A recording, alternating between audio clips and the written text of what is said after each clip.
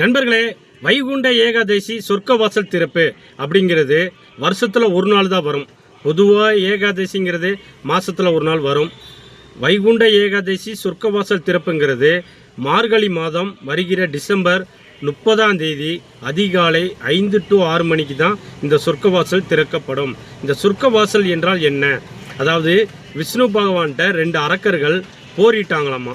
உன்னோட சக்தி பெருசா என்னோட சக்தி பெருசான்னு சண்டை போடும்போது விஷ்ணுவோட சக்திக்கு முன்னாடி இவங்க தூள் ஆகிட்டாங்களாமா.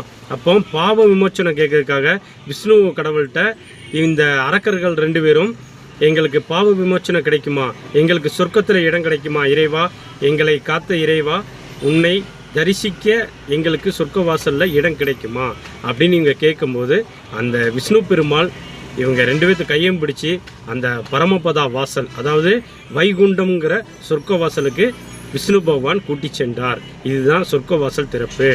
இது வடக்கு வாசல் வழியாக பெருமாள் சகல விஷ்ணு ஆலயங்களில் காட்சி தருவார். இந்த விஷ்ணு ஆலயங்களில் போய் இந்த நாளை மறக்காமல் எல்லோரும் தரிசனம் பண்ணுங்கள். உங்கள் வாழ்க்கையில் வளமும் நலமும் பெறுங்க. நன்றி.